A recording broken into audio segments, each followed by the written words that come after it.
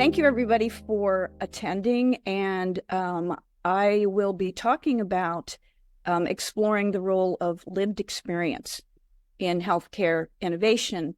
But what I'll actually do is I'll start by talking about exploring. And by the end, I hope that I've given you some ideas about how we might not just be exploring the role of lived experience, but elevating the role of lived experience in healthcare innovation.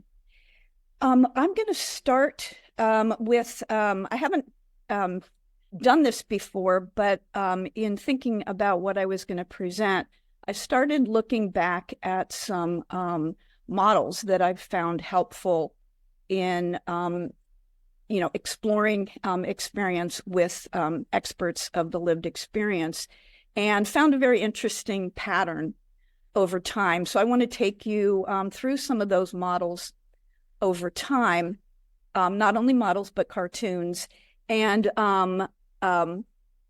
share those with you. So what this cartoon is expressing to me is how we need to think about experience. At the time that I found this, a lot of designers were talking about designing experiences for people. And it occurred to me that you cannot design experiences for others. You can only design for them to have their own experiences. So the cartoon makes that point very well. The little dancer thinks she's portraying this experience of the dance of the flower, and everybody in the room is having a different experience. And so that's what we need to keep in mind when we talk about understanding and or exploring the experience of others. This timeline of experience has been with me for, well before 2001. And I've used it as a way to plan the co-design process. And the idea here is that experience, this is actually sort of a little theory, but experience is centered on the current moment, the now. So when we talk about the experience, we're thinking about the experience in this Zoom right now. But everything we're experiencing is influenced by each of our own unique past experiences. So we all have a different now experience. And what we might not think about is that our view of the current moment is equally influenced by our dreams and our aspirations for the future. And so this model has been helpful in getting to understand people's experiences and help them explore. Is I always start with having them think through and reflect on the now. What is your current experience? Then we go back to the past. What is your past experience? How might that have influenced the current moment? And then when inviting them to generate ideas in a co-design process, after they've reflected on the now, remembered the past, I found that they're in a good position to jump into the future and generate ideas that are informed by their current and their past. So this has been a model for planning co-design. This is just a different view of that model. You see here is, it's a similar model per se, but the focus now is on a much bigger than an individual kind of view. And here we're looking at research activities being focused on past experience and design activities being focused on future experiences, but both aiming to come to some point in the middle where something is designed or created. In this model, this was in the the late 1990s, early 2000s. I was in the position of being trained as a researcher, coming into design, and let me just go to here, and finding that there was a lot of antagonism between the left side and the right side. And the designers were saying, well, the researchers aren't giving us anything of use to use. And the researchers were saying, well, the designers aren't using the research, they're just making things up. And so I positioned them and just tried to contrast what was going on each of these sides, and to describe why there was so much, I don't know, contrast or contention between the two. And coming from the research side into design, I felt this very strongly. And so with research, we have generally, it's been done by researchers, and in the design field by applied social scientists. We're taught to value reliability, validity, and rigor, and those have precise definitions that we all follow. We work from the past toward the future. We're trying to understand the lived experience, for example. As researchers, we're generally not trying to jump into the future very far. And so all we have is we can rely on extrapolation from the past as a way to move into the future.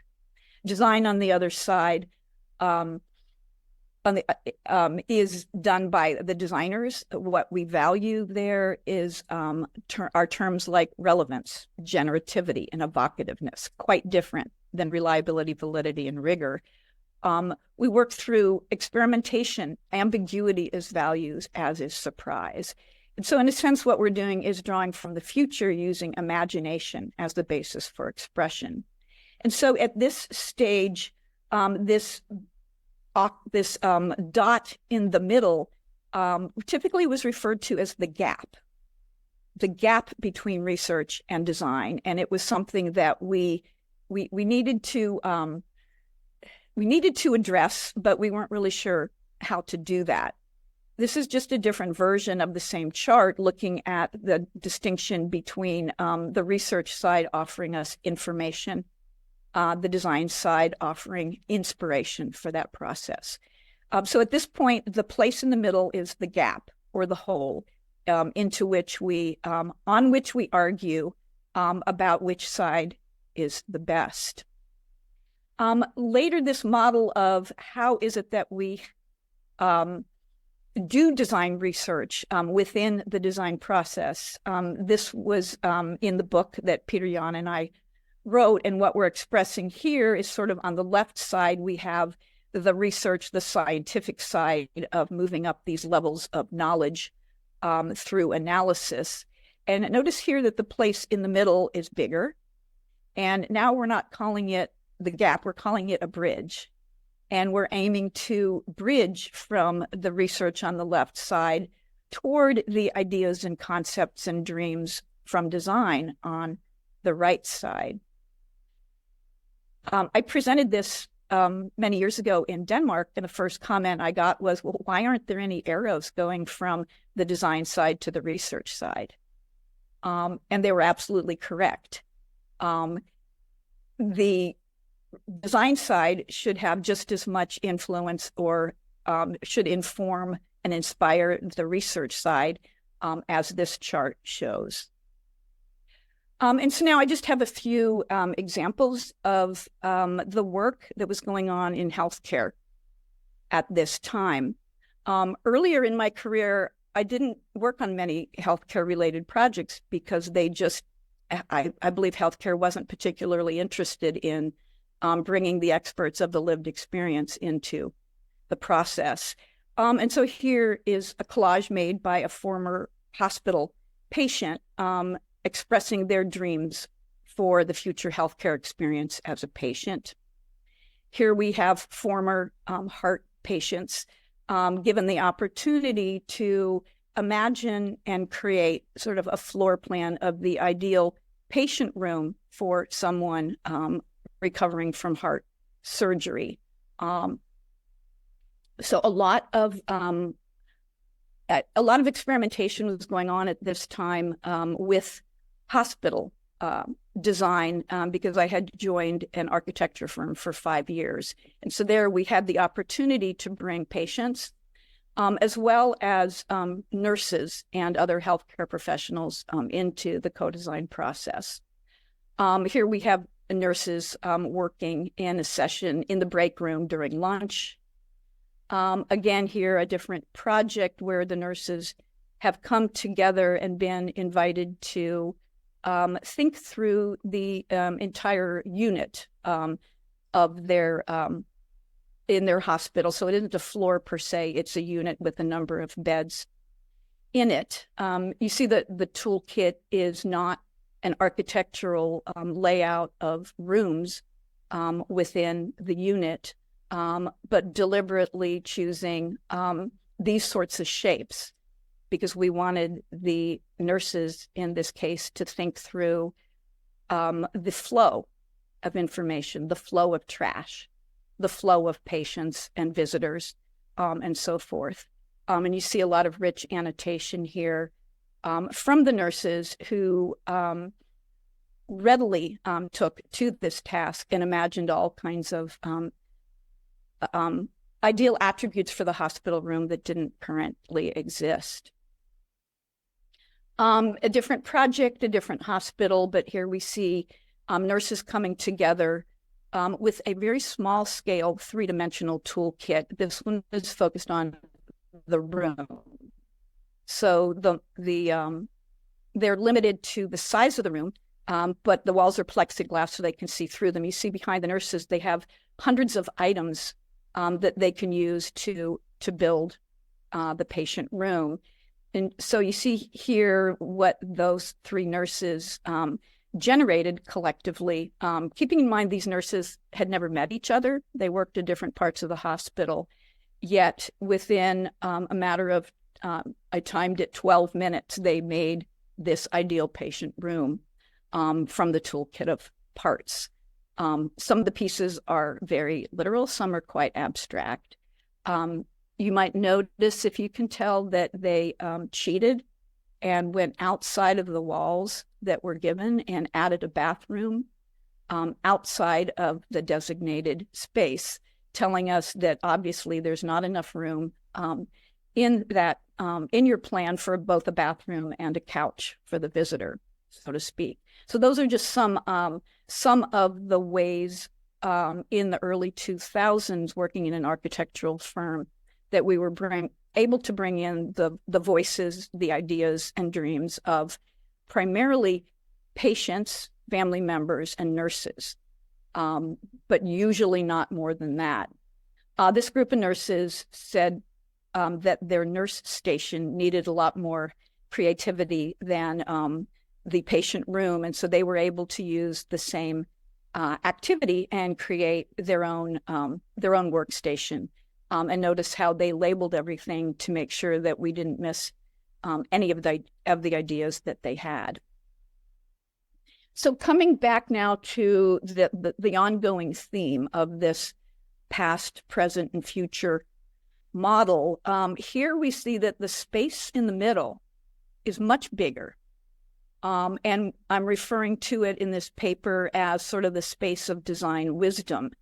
And this is a space where the activities, the research activities on the left are ideally being integrated with the design way of working on the right. And so now the way of describing this space in the middle is it's a fabric. Okay, so you think of a fabric being a combination of the warp and the woof. And so that's what I was trying to express here. So the space is getting bigger, the space is getting more solid. And another version of that then looked at the gap between these two. And again, in this version of the model, the space in the middle is referred to as a landscape. Okay, so a fabric is sort of a solid, maybe two-dimensional plane. But when you start thinking about landscape, it's easy to imagine landmarks, paths, nodes, and edges within this space. And this model attempts to visualize that relationship between the left and the right. This paper had to do with the integration of not so much research and design, but in this case, academia on the left and practice on the right. And again, the space in the middle was at the intersection of those two, and visually then depicting more of a blend between those. So now I'll go into a few examples of the work that was being done at this time. So at this point in time, I've joined the university as a full-time faculty member. And so that offered more opportunities to work with more disciplines at a bigger scale and longer projects. So, in the architectural practice, the projects might run a few months. And at the university then, in this particular project, this was a 5-year grant-funded project looking at using co-design to explore the needs of all the stakeholders who would provide care in a patient room. We also, and this is the list of the stakeholder types that we involved in co-design. We also involved former patients, family members, and family caregivers in the study as well. And so now we're able to take a much, it's way beyond nurses and patients now, and it includes all of the above. And what you have here, the images come from video, so the images are not great, but we built a full-scale hospital room in a classroom in the engineering building, and all of the walls are covered with Velcro. And so the walls of the room are set to the size of the largest a hospital room can be here in the U.S. according to, or the ideal size according to standards. And when the session started, the room was empty except for the bed. And the hospital bed was in the room simply because there was nowhere else that we could put it. But what we would do then was to bring any combination of these stakeholders. We were at the mercy of their schedule, so we were happy to have... What was that noise? Okay, I'll just keep going.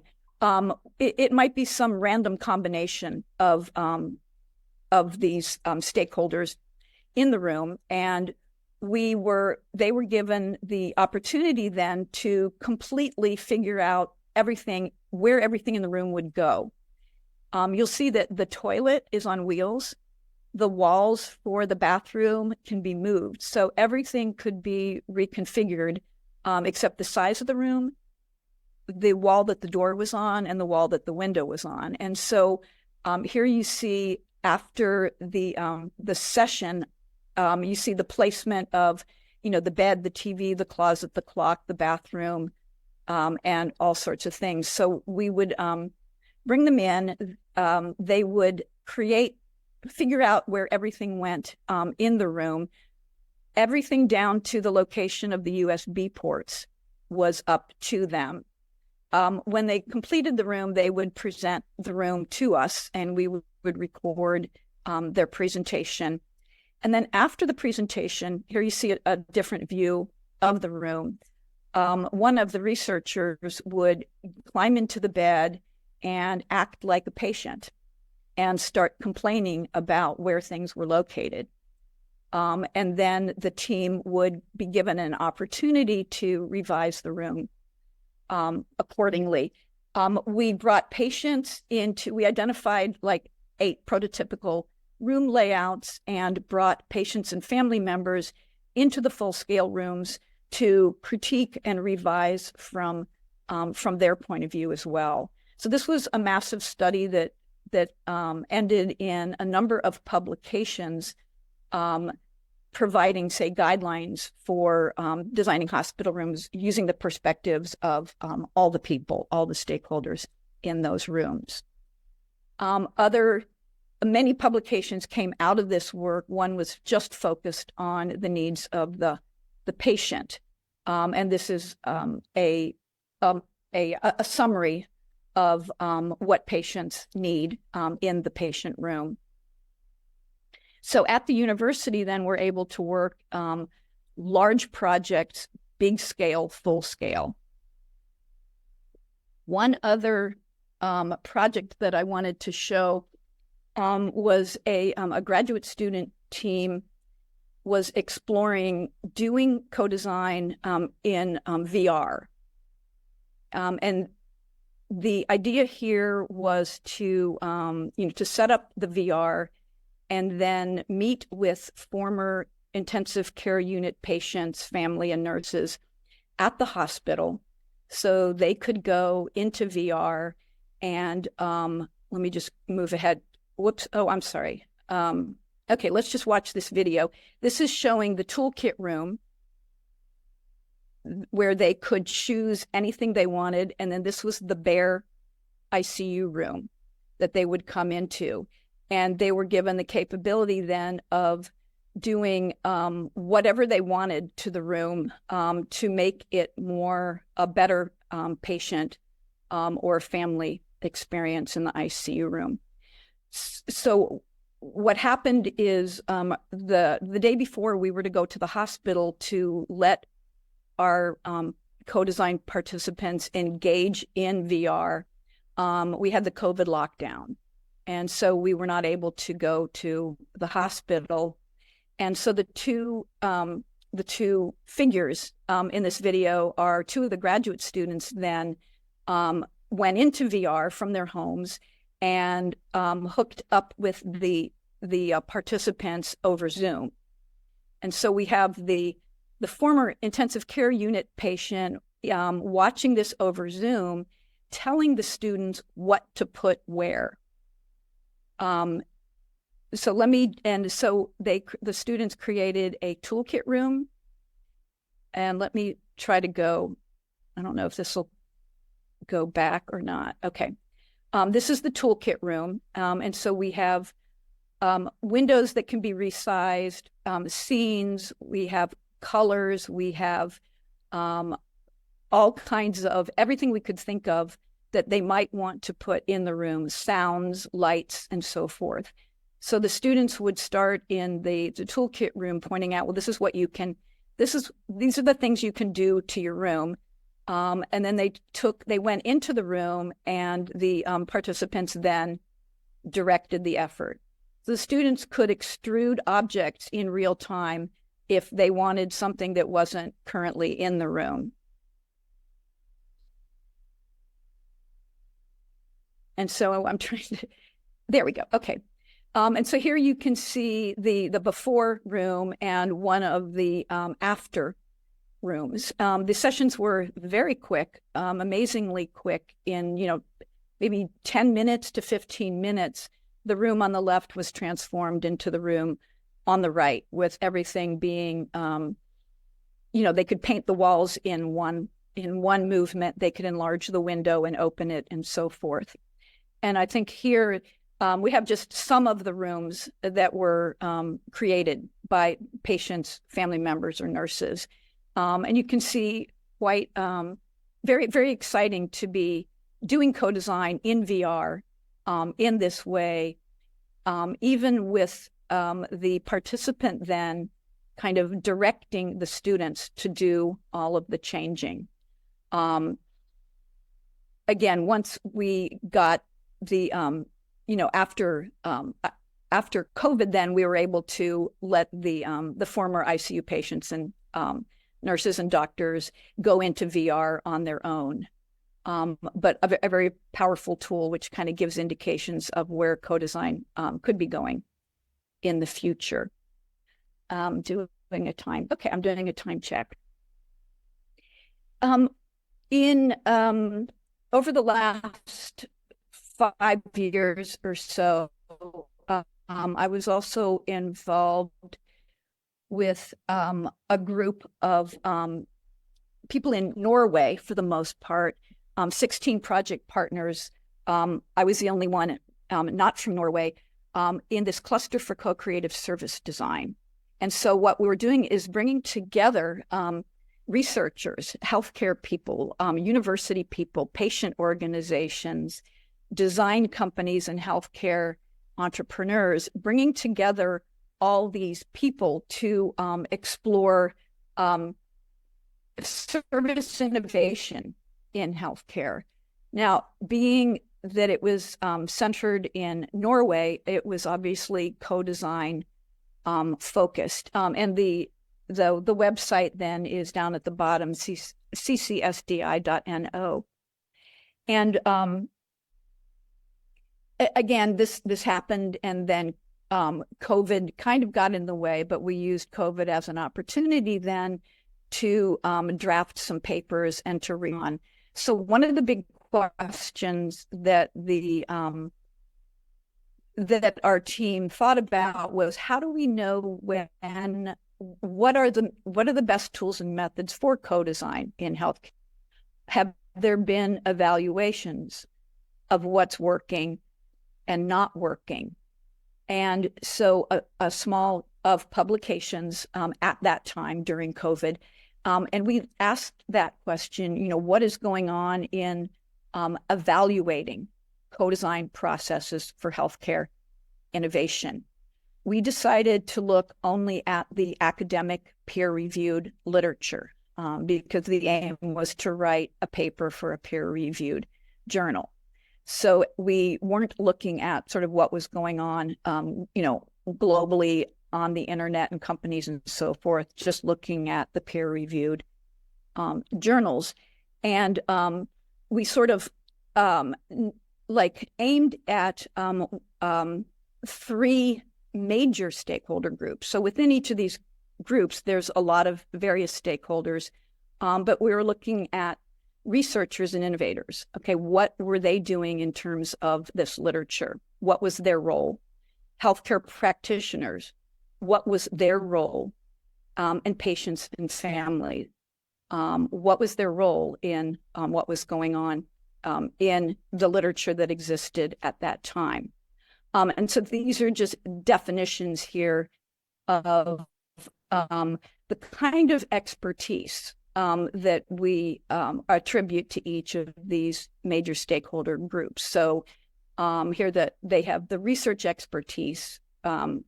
It's not just research, but also research for healthcare innovation. The healthcare practitioners included everyone involved from a healthcare profession in caring for the patients and the families, and then obviously patients and families.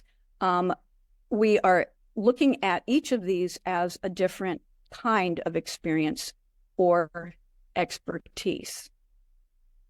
And what we found was, I don't know, maybe it wasn't surprising. It was really kind of disappointing. But in all of the papers that we reviewed, there was only one strong, you'll see arrow here. So the arrows represent who is initiating the research or the innovation toward whom. So the thick black arrow is showing that the researchers and the innovators were initiating the research, doing the research in order to provide help, support for the practitioners. So there's only one strong arrow, and that's where it was. So almost all of the research innovator papers were providing frameworks for healthcare providers to bring co-design or patient-driven innovation into their process. But the irony is that all of these are peer-reviewed papers, and we wondered whether healthcare practitioners, first of all, did they have access to these papers? And even if they had access, did they read these papers?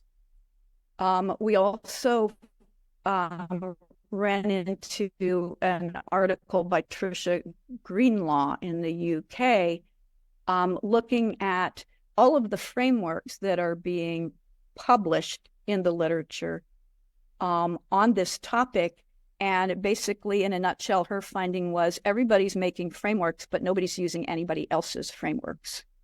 Okay, so in a sense, it's sort of like the researchers are like doing research for researchers. We did find a little bit of evidence of healthcare practitioners initiating research aimed, they were impacting what the researchers would research. So that's the one arrow going from healthcare practitioners to the researchers. And then very little, but some indication of collaborative efforts between healthcare practitioners and the researchers. So not very encouraging in a way. Similarly, we didn't see a lot. Some work was being initiated by the researchers aimed towards the patients and families. And there was maybe one paper where patients and researchers were collaborating with each other, like both initiating it together. And we found nothing. Nothing. And this was peer-reviewed literature, so nothing really being initiated by healthcare practitioners or patients and families coming together. And so this was the summary of what we learned, which leaves a lot of room for improvement. I've been working over the past few years with a graduate student here at Ohio State, May Malazeda. Her entire focus has been on patient-led innovation. And what has happened, I think patient-led innovation before COVID tended to find its way in diabetes care, where technically innovative parents or people with diabetes might be inventing blood glucose meters or other devices to help with that chronic illness.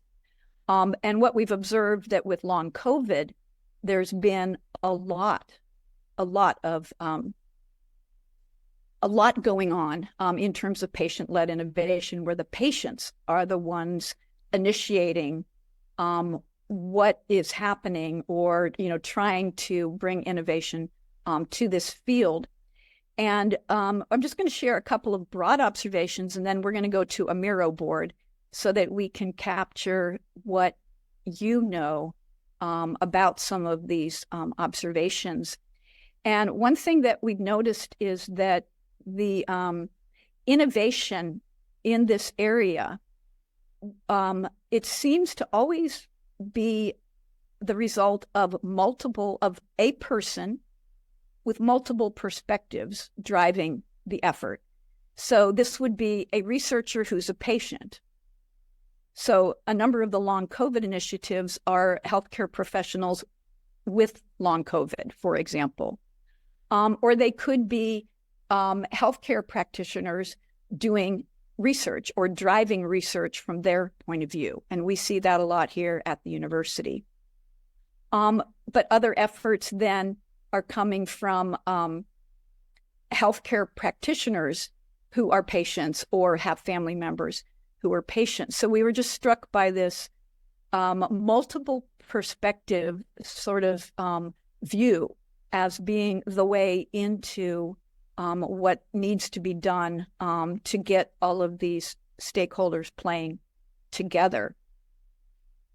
Now, okay, what we're going to try is we set up a Miro board. So the link is in the chat.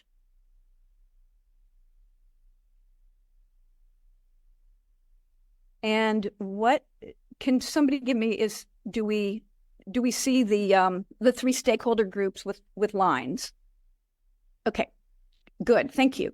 So what we're going to do now is take a look at what we as a group know in terms of who's initiating what towards whom. So you could just take, if I'm a research, if you know about, say, research that is impacting healthcare practitioners, you would move the line that way. If you're aware of, and this doesn't have to be published literature, this is what you know, stories, cases, or so forth. What do you know? Are there patients driving the questions that researchers ask? Okay, so just go ahead and tell us what you know. And again, who's driving it? Pick up the line and move it towards who they're trying to help or support.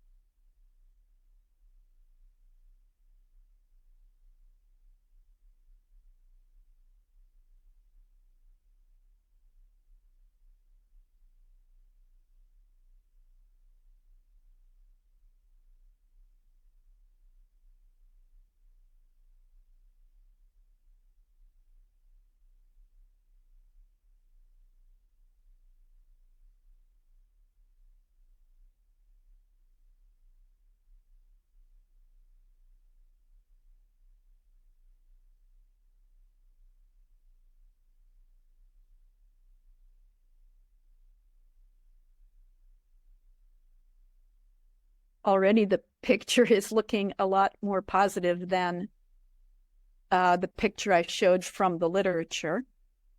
We'll give it another minute or so. And when all of your arrows, when you're done, if you could move off of it, then I'll know that you're done.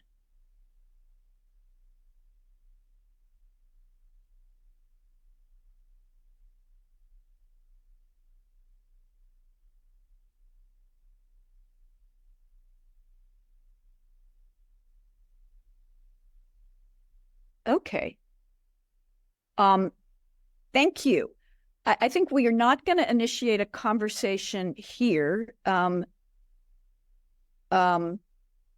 what I see is a much more positive outlook than what we have seen in the peer-reviewed literature. And I'm thinking it may be because a number of you are from Scandinavia as opposed to elsewhere in the world. And also that we're looking at not just what's published, but what's out there and being talked about. Thank you. And if you want to add more, that would be great. What we're going to move, we have 3 questions for you here. Okay, in this one, what we're saying is the newly formed, the projects in the patient-led innovation space. Okay, so in patient innovation, do you feel, from what you know, are the projects increasing or disappearing? Are we seeing more and more, or are we seeing the ones that are there disappearing? So if they are increasing, put a green dot in the green space. If they're disappearing, thank you, get that red dot over there. If they're disappearing, put a red dot in the red space, just so that we can keep track. Okay, so we have a lot going on in patient innovation, organizations, companies, efforts, Facebook groups, or whatever. Are they increasing according to what you've seen, or are they somehow now disappearing?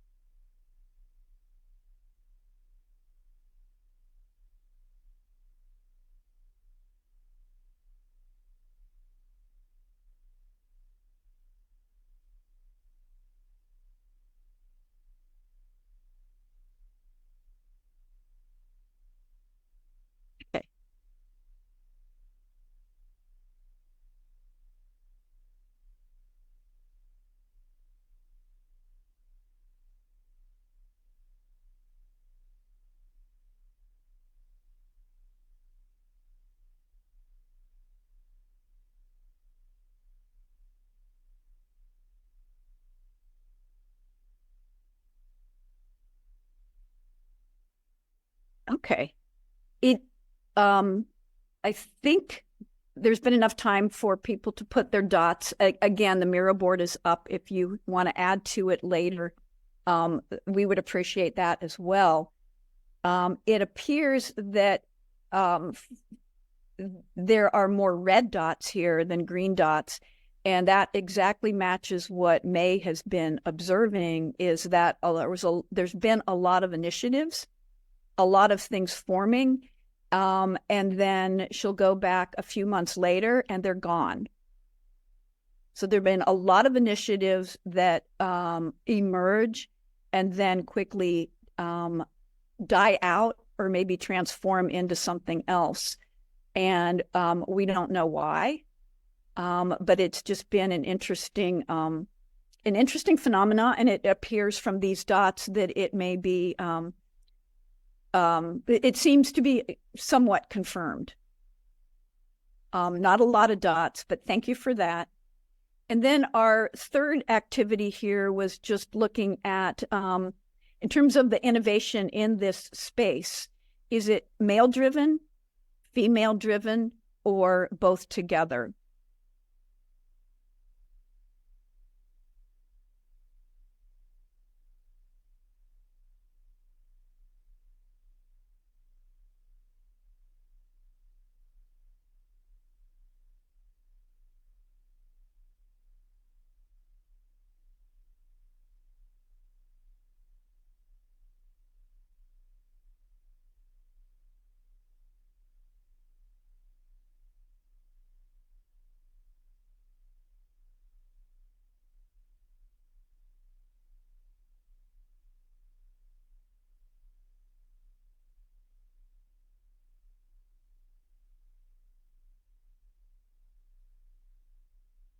Okay, it looks like most of the cursors are off of the screen, and that more female-driven responses than male or both.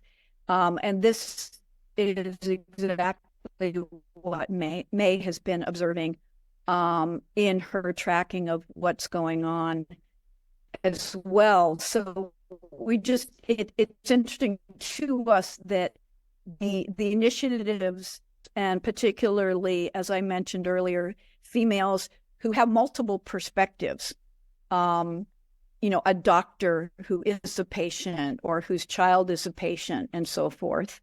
Thank you for that. That kind of confirms what we were observing.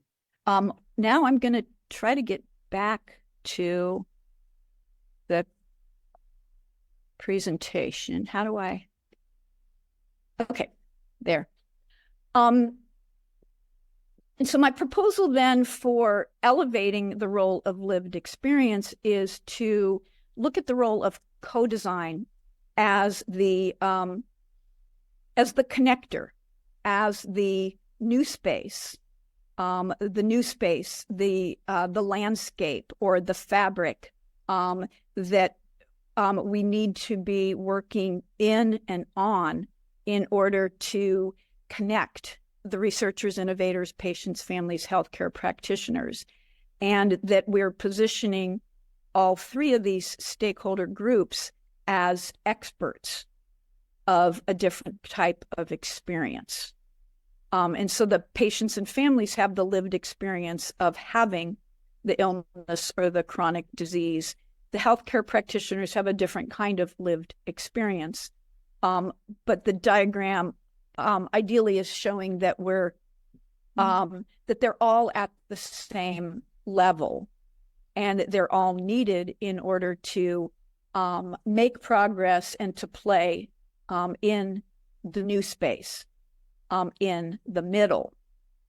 And so the relationship to the model that I started with here, where we have sort of the yesterday on one side, or the research on one side, the academia on one side, and the design or the future on the other side, and the new space in the middle.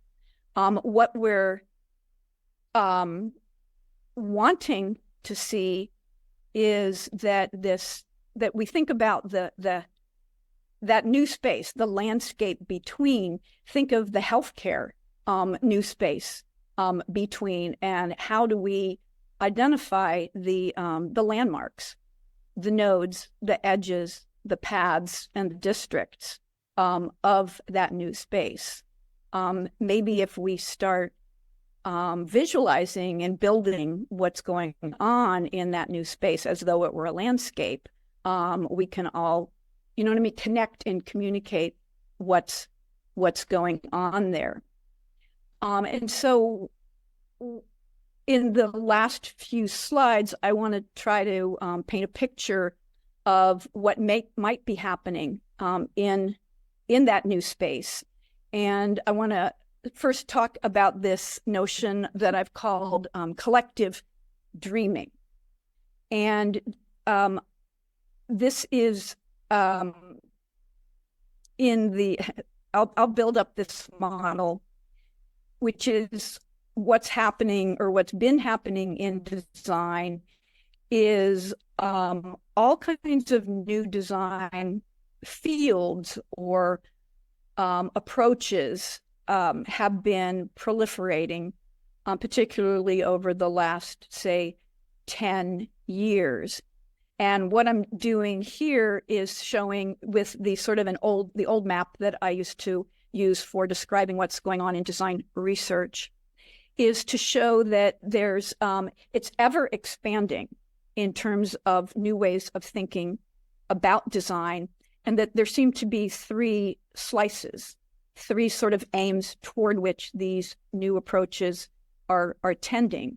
And so the one would be sort of improving.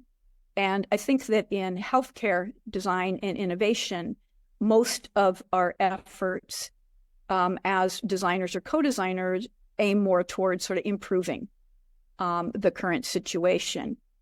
But there's another slice which is more focused on engaging, which might be for gaming, it might be for education, but it's looking at engaging the whole body, for example, in the learning activity. And then the third slice would be provoking. And this is where speculative design, design fiction come in, where we're using design to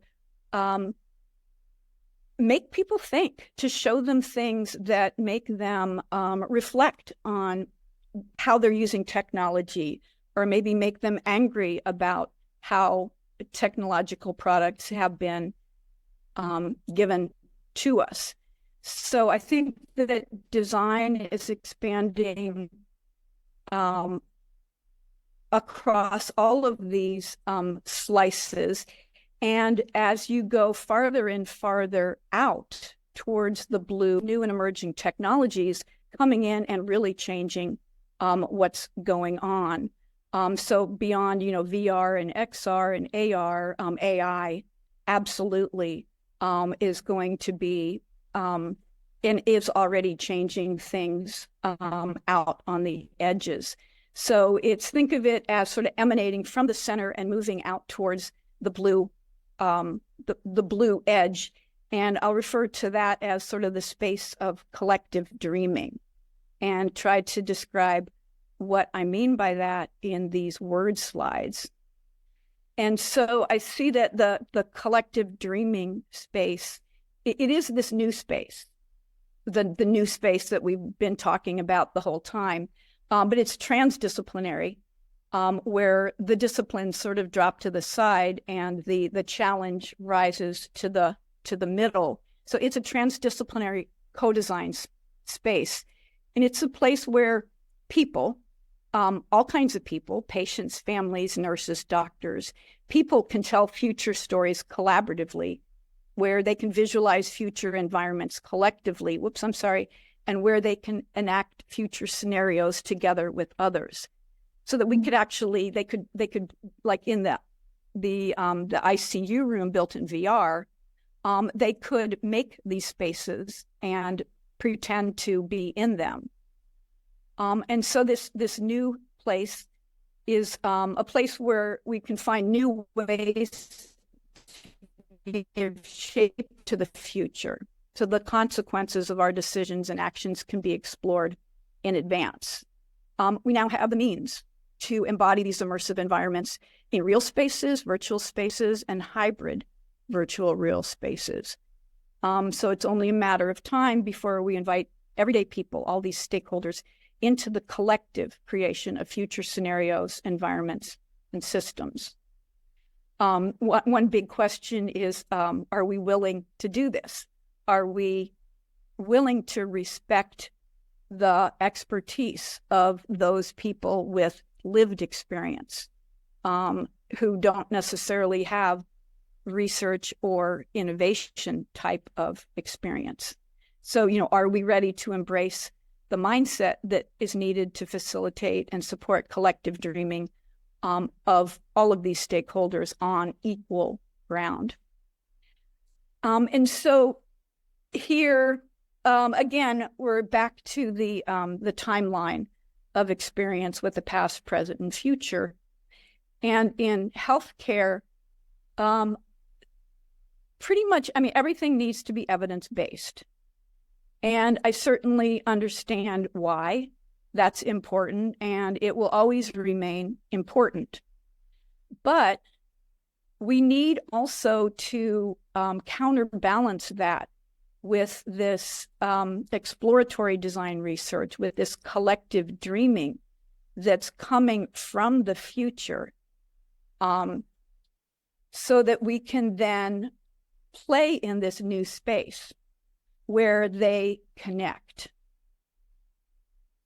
And that currently isn't happening in healthcare. So I'm not saying that healthcare needs to go all exploratory and design research, but what if we could start with exploratory design research and then make sure that it's evidence-based later in the process? So with evidence-based research in healthcare, we can innovate, we can, look out and try things and aim to improve in the future, but we can only get we can't get very far. And so my suggestion then is that we start way out on the other end, and bring things into the new space, and focus on bring it into the new space and then make sure that it works. Test with evidence to see how it is working, and then continually revise and refine it. So here, the new space in healthcare design and innovation needs to bring these two together with a focus on the intersection in the middle. And I just bring this slide back as the closing slide, as a description of what we want this new space to be. Thank you, Liz. And I think we will open up for some kind of questions or talk. So if you have some kind of question or reflection you would like to make, please raise your hand or write in the chat. And I see that while you're looking for the button to raise your hand, I see that Jonas has put some kind of question in the chat. So please, Jonas, will you start up with your question? Thank you, Elizabeth, for your presentation. I think I've been troubleshooting a lot of years on how to kind of combine this, and I wonder if you see from your perspective or experience what the gap is to make this happen. With bringing co-design or co-creating with patients and families together. Is it the culture, or is it this evidence-based thing in healthcare is one thing, and then you have this kind of future or testing, experimenting thing on the other side, and the combination of these? Or is it the laws and regulation around bringing in patients for integrity issues or something? What's your reflection on that? I think the biggest problem is ego. That the sort of the notion that the evidence-based way is the only way to do it, the scientific approach is the best, and only way to do things. So I think sort of where the expertise lies is the issue, and that we aren't acknowledging patients as experts of the chronic illness. And we're not necessarily even acknowledging the healthcare practitioners as experts.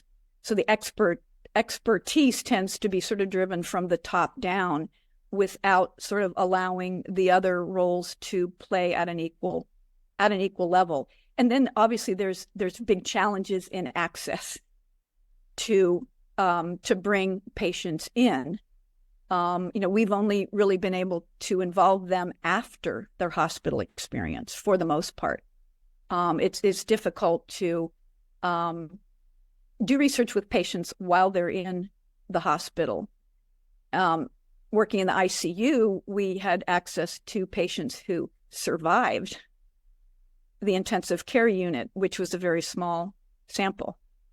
It was very difficult to find people who not only survived, but who are willing to come and talk and share about their experience.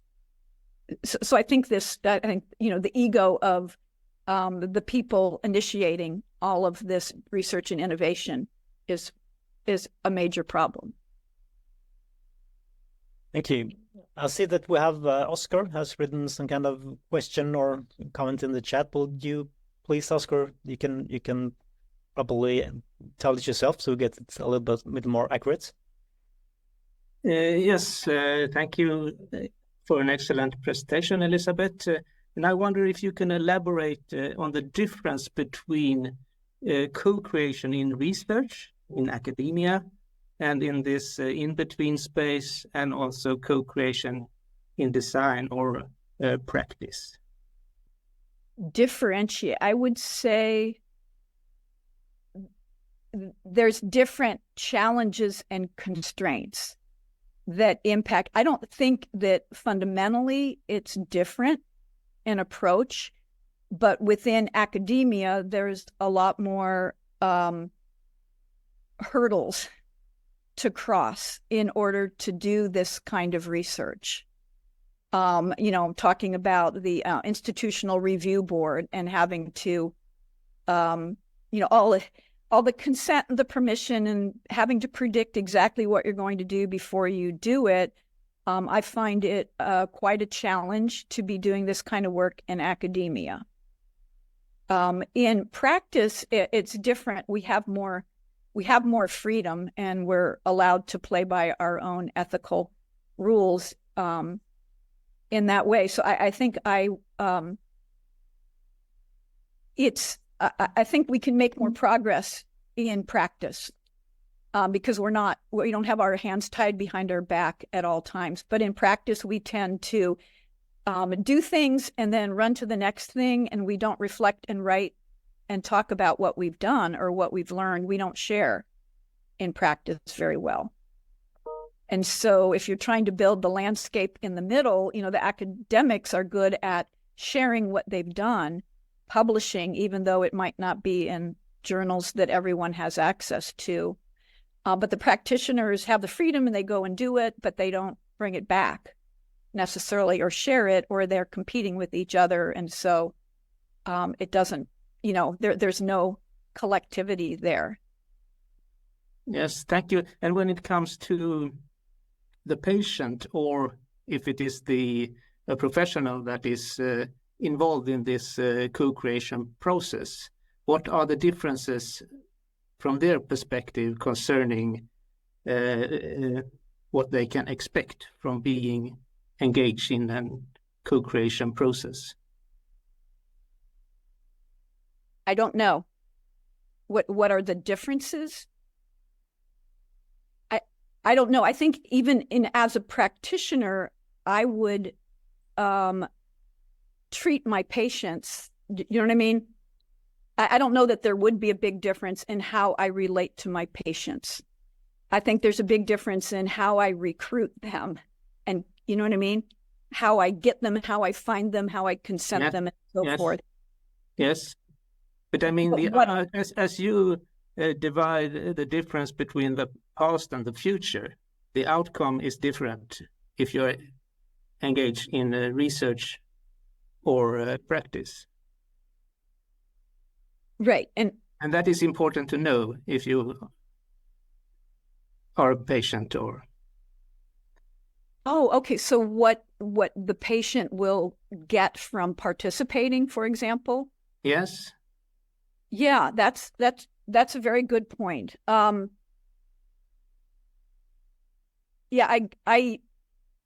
I think in the academic sense, the patient doesn't necessarily get in my experience in those projects, they're not brought into the process iteratively necessarily. They're brought in, they're a part of it, and then we don't see them again. In practice, I'd say there's more of an opportunity to continue to engage with them because we have that freedom to contact them again and so forth. It's just easier to get to them in practice. Ideally, in practice, we're able to then have them become a part of the process from the beginning to the end, so they see the impact of what their expertise has led to. That isn't always the case, just because of time and budget. Okay, thank you. I can see that Åsa has her hand up as well, so please, Åsa. Thank you, Kalle, and hi, Liz. So nice Hi. to see you again. Yeah. I want to sort of expand on Oscar's questions a bit here. I have done a lot of co-created workshops and sessions and so on. But I always find it's really difficult to write about it in a research paper afterwards when you're going to describe the lived experience that we talked about here. Because it's generally seemed really difficult for people to understand lived experience, co-created lived experience, and how you can describe that. In research journals, they generally want quotes, and co-created sessions are other creations. Could you say something about how could we describe the co-created lived experiences among the participants and the outcomes in terms of more than just the results of the workshop, so to say, of the session? Well, I think if we had more, I guess, different venues for sharing. Yeah. You know, because if you're trying to write a paper in a peer-reviewed journal, again, there's only so much that you can do and so much you can say and how you can say it. But if we, imagine in this new space, if we had, other, maybe video channels or just using other means of sharing. Yeah. And that's happening in some of these patient-led innovation efforts that May has been seeing. This is happening. There's a big emphasis now on storytelling. Mm-hmm. Patients telling their story, whether it's video or it's written as a story. And I've reviewed some papers for DRS where they take a storytelling approach. That's really nice. Yeah. Is that something we can start the exploratory design research channel together? Yes. Yeah. Because we need places to share. Hmm. And I guess though it's in practice, I always felt like I wasn't allowed to share because of the competitive nature of it. But maybe if we're sharing stories, it doesn't feel like we're giving away secrets, Yeah. So I think we need many, many more avenues for the new space. I agree. Yeah. Thank you, Liz. Uh-huh. Perfect. Thank you. Please raise your hand if you have some question. And while you're doing that, I have some, what kind of reflection or question maybe about one of the slides you had, Liz. And that was about this, one of the last ones, I think, with the collective dreaming. And you ask something like, are we as designers ready to invite the everyday citizen or everyday person to be a part of this designing process of the future. And I'm thinking about that. Are we ready for that? And why, if we're not, why? Is there something about that we're afraid that the everyday people will have the wrong answers as we see it? Or is it some kind of political part of that one? I think, are we opening up some kind of Pandora's box of unwanted thoughts, unwanted visions of the future, or what do you think of that? I guess my first response was, well, it's a lot of work.